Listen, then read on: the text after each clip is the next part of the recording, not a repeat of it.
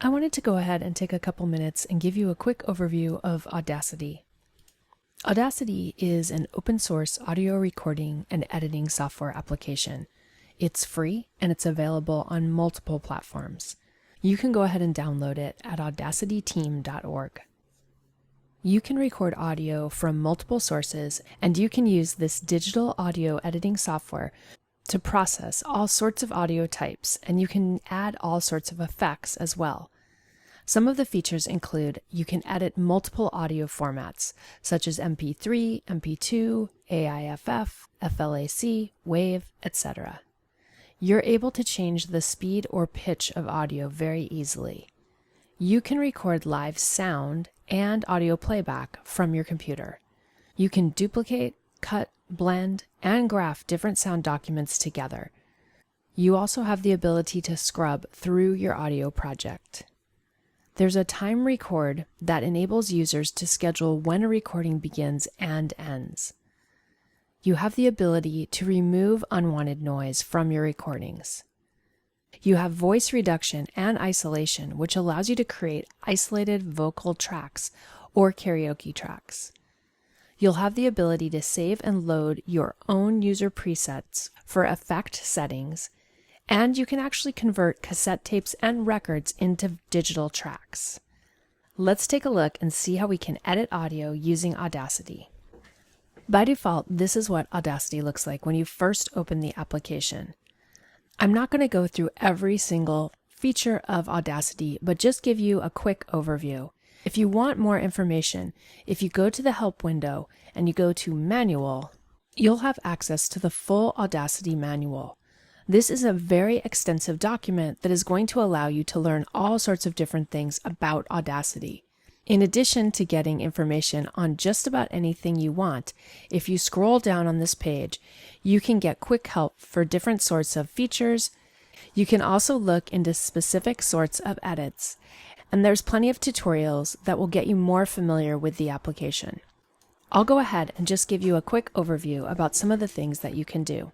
Up at the top, we have the menu bar. The menu bar will give you access to a plethora of sub-menu items. This right here is called your transport toolbar, and it allows you to play, pause, fast forward, and rewind the audio, as well as record. This section gives you access to some of the most popular tools that you'll be using. This is your recording meter toolbar and your playback meter toolbar. This is your mixing toolbar. And this area is where your audio tracks will show up. Let's take a look and see how we can edit audio inside of Audacity. One of the things you might want to do is you might want to open existing audio that you've downloaded or obtained from the internet. If you go to File, Open, you can go ahead and open an existing Audacity project. If you have not yet saved an Audacity project, you're going to want to import audio into the application. That's what I'll do now. I'll go ahead and bring in an audio file that I've downloaded on my computer. Once you open an audio file, you will see a waveform that is going to show up inside of the audio track section. If we want to play this, we can hit the play button.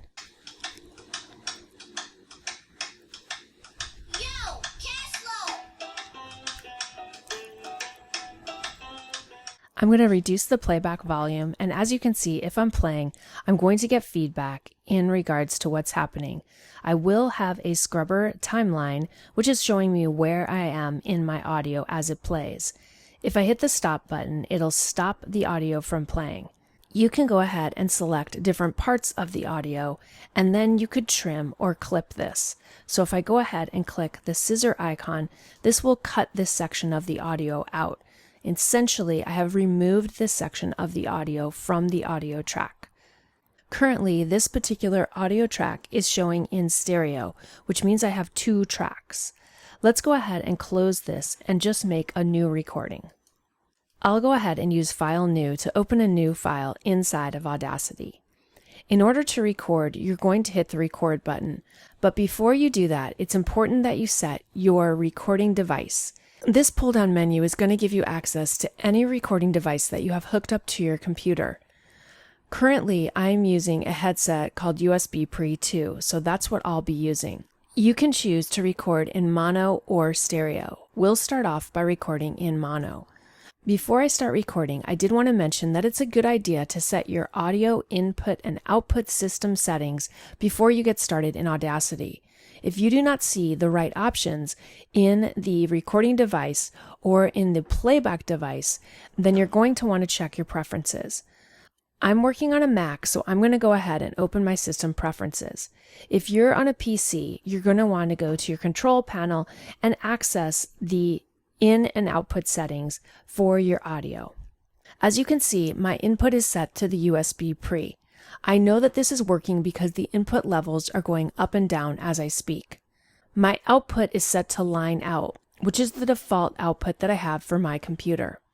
If you have any trouble accessing the input or output in Audacity, go ahead and check your preferences and make sure that they're set prior to recording in Audacity. Now that I'm all ready to record, I'm going to hit the record button. It's going to let me know that Audacity needs to access my microphone. I'll click OK. And as you can see, Audacity is recording exactly what I'm saying. If I stop the recording and I play this, you'll see that it is playing.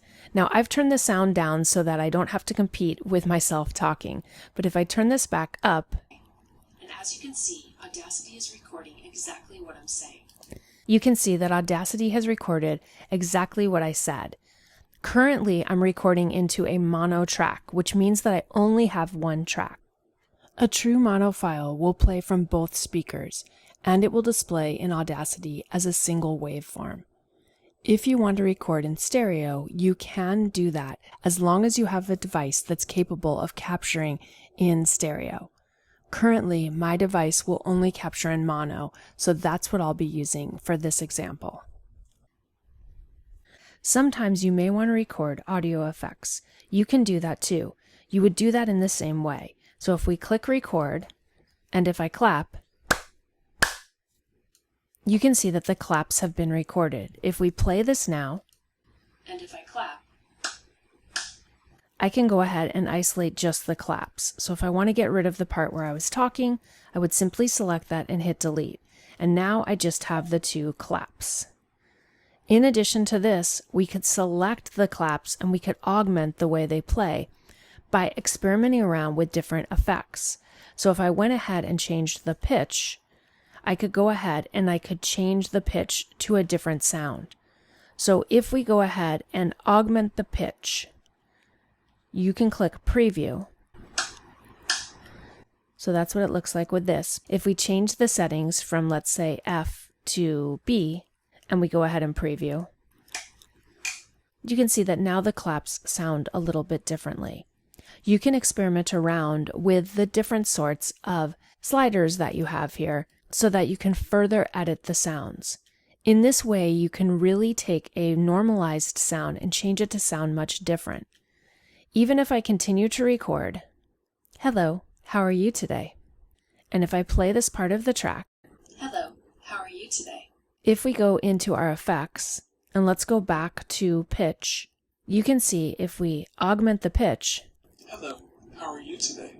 I can really change the way my voice sounds significantly by simply auditing and experimenting around with the different sorts of output settings.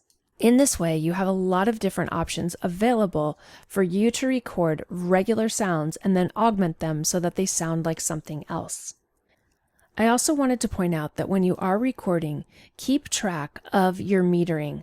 When the sound gets up into the upper section of this bar, basically over 12 decibels, there could be a situation where some of the audio could be clipped, or it's an indication that the audio is peaking, which means that you may not be picking up all of the nuances of that audio. I'm going to simply get rid of all of the audio that I've recorded, and then I'm just going to record a couple of things that I'm going to be using in an upcoming project.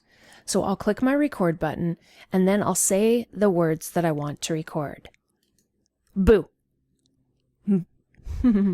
Boo. Huh? Huh? And I can go ahead and isolate just a portion of the audio. So maybe I just want the laugh and the boo. I can copy this, and I'm going to actually put this in a new file. So I'll say File, New, In the new document, I'm just going to paste in the audio. And as you can see, now I only have the laugh and the boo. Now what I'm going to do is I'm going to augment the sound of this a little bit. We're going to go ahead and make this sound a little bit different by using some effects. The first thing I'll do is I'll highlight the part of the waveform that I want to augment. I'm going to go to Effect, and we'll use a change pitch. As we looked at before, change pitch boo will allow you to alter the pitch. If you drag to the right, it's going to make the recording sound higher. Boo. If you drag to the left, it's going to make the recording sound deeper. Boo. So you can really alter it any way you want. Boo. The more drastically you alter the pitch, the more significant the changes will be. So if you just want to change them slightly, don't go too crazy. Boo. I'll change this to about -12. I'm going to click OK. And if we play our audio, Boo. those changes have been applied. I'm also going to go to Effect, and we're going to change the tempo. Tempo will allow you to change how fast is recorded.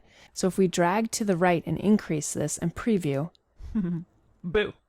and let's do that more significantly, Boo. you can see how the audio Boo.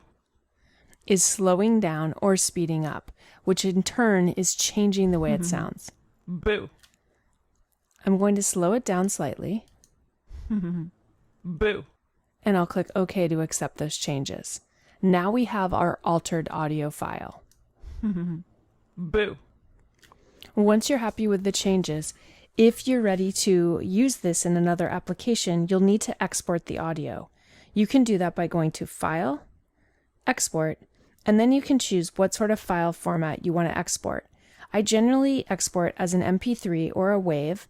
I'll choose MP3, and then I simply need to navigate and specify where I want to save this file.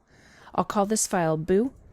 I'm going to just save it in this folder, and I usually change the channel mode to stereo so that my audio, even though re-recorded in mono, will play in both channels of whatever the viewer is using. I'll click Save to do this. Then you'll be able to edit any metadata tags that you might want to be part of your file. I'm going to leave these at blank, and I'll click OK. At this point, I have an MP3 that I could bring into another application and use it as needed. I generally use Audacity for capturing simple sound effects and voiceover sound recordings to use in different applications. This application is very robust, but it's fairly simple to use. It has great online support, so you can find out just about anything that you want to in regards to the features, and you'll be able to use it in other projects where you're wanting to capture audio from your computer. In addition to being able to capture your audio on your computer, if you do not have a device that you can record into your computer with, then I suggest recording the audio into your phone, and then you can go ahead and import that into your computer. You could always bring that audio file into Audacity and trim it, augment it, and then export it out to use later in a different project. Now you have an idea of how you can capture audio to use in other applications.